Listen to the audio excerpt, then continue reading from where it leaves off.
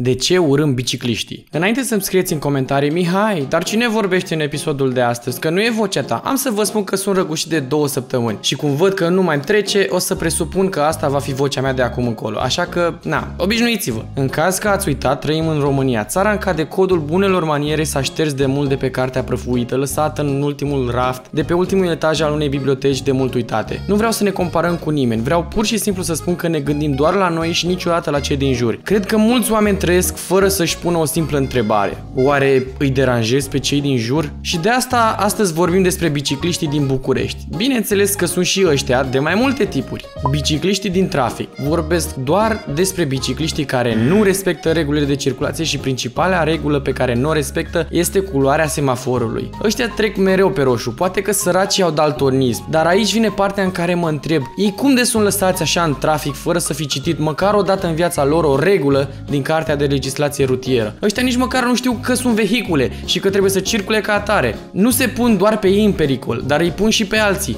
Unii din ei stau pe telefon și beau în timp ce merg pe bicicletă în trafic. Da, ați auzit bine. Unii beau în timp ce merg în trafic. Who gives a shit? Poliția nu îi oprește pe ea care le arată lor semnul păcii. Și eu îmi fac iluzii că vor opri vreodată bicicliștii? Partea cea mai enervantă a bicicliștilor ăstora e faptul că se cred miezul din dodoașcă, frate. Pentru ei traficul trebuie să cânte și să sune după cum dirigează ei. Ei sunt într-o lume complet virtuală și eu o compar cu filmul Transformers. Când sunt bicicliști, când sunt pietoni. Știți voi cum le vine lor mai bine să ajungă la destinație. Bă, nu puteți să faceți asta. Când aveți voi chef sunteți pietoni și când nu, mergeți pe stradă. What the fuck? Bineînțeles că sunt și frustrați pentru că mulți dintre șoferi nu îi respectă. Din moment ce merg haotic, sunt foarte imprevizibili în trafic, n-au RCA, n-au casco, n-au absolut nimic, nici măcar o oră de legislație, iar dacă bicicliștii provoacă un accident, bineînțeles că nimeni nu va repara mașina sau celelalte tipuri de daune provocate. Asta în timp ce oamenii de pe trotuar vor spune: aoleu, ai dat peste biciclitul ăsta mic și plăpând, să-ți fie rușine. Păi dacă n-a semnalizat intenția de mers, eu ce era să-i fac? Să-i dau un premiu?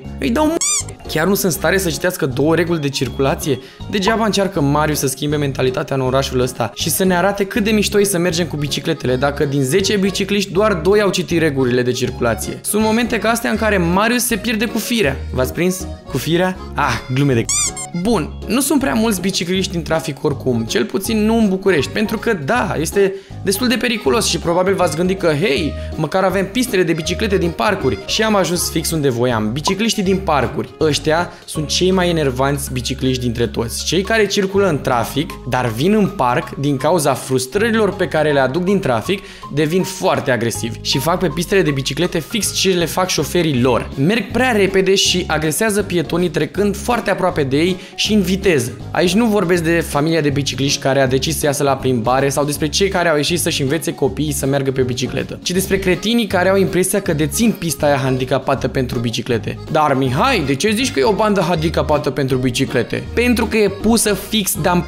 fraților. Le-ați văzut pe alea de pe Iuliu Maniu din dreptul Politehnicii? Știți voi, cele care sunt puse fix în mijlocul trotuarului. Sau alea din Iore care urcă și coboară și intersectează trotuarul? Astea sunt puse de niște handicapați. La propriu. Niște oameni care gândesc în curbă. Nu poți să mergi cu măta de mână că o să rămâi fără ea. Și nu mă refer la mână.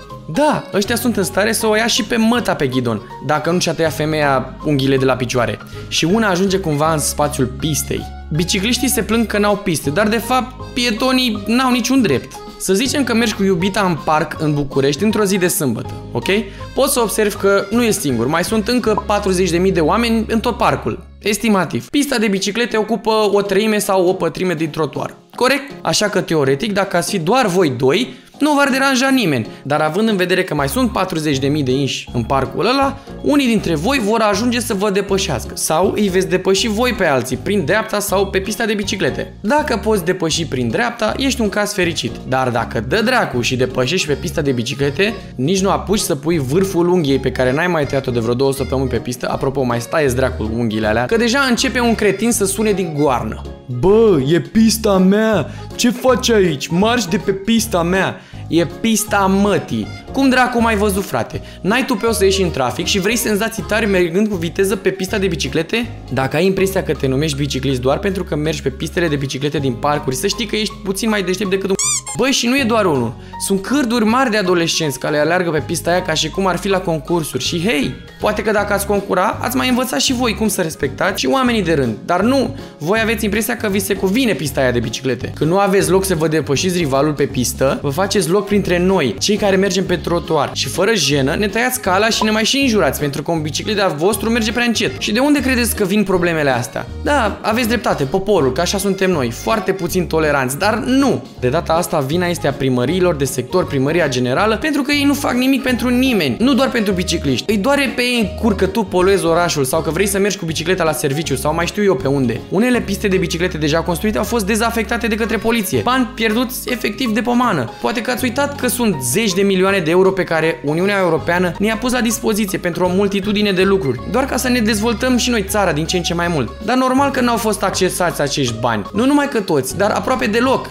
Banii probabil au ajuns în farfurile unor grași deveniți obezi de politică. Alt tip de bicicliști care efectiv mă scot din sărite sunt bicicliștii care merg pe pistele din jurul parcurilor și care nu respectă sensul de mers. Frate, două reguli ai când mergi pe o pistă de biciclete. Jur că nu e greu, e la mintea cocoșului. 1. Să mergi în interiorul pistei și 2. Să respecti în direcția de mers. E greu? Eram zilele trecute cu niște prieteni de familie. Eu și puiul respectăm oamenii și suntem genul de persoane care nu deranjează niciodată pe nimeni în jurul nostru. Tocmai de aceea, în loc să lăsăm copiii de 9 și 13 ani cu care eram noi să stea pe pista de biciclete, ne-am pus noi acolo, conștient că fix din direcția opusă veneau bicicliști. Deci, pe partea cealaltă a străzii era celălalt sens de mers, logic, nu? Bă, și mergem noi câteva minute și auzim... Din spate venea unul cu viteză și s-a oprit violent în spatele meu. Bă, deja eram nervos. Ăsta avea pe unde să oculească, dar a decis să arate cât e el de șmecher. Dacă omul venea din față, eu mă dădeam la o parte frumos pentru că știam că e dreptul lui. Dar ăsta venea din spate. Era cam de vârsta mea așa. După ce a pus frână, a ajuns în fața mea, s-a uitat încruntat la mine de parcă cine știe ce reguli am încălcat eu. Ăla a fost momentul în care n-am mai putut de nervi și am zis frumos: ce mea te holbezi, mă, așa? Vezi săgeata asta? Înțeleg că ești șmecher și că ai pista de biciclete de la măta de acasă, dar dacă tot nu respecti pista, depășește-ne prin altă parte. Omul n-a zis nimic, a plecat mai departe. Om deștept, nu ca mine. În ceea ce privește competițiile, nu există fair play în lumea bicicliștilor. Trendul e să ai cea mai scumpă și cea mai șmecheră bicicletă. Dacă n-ai, ești pielea.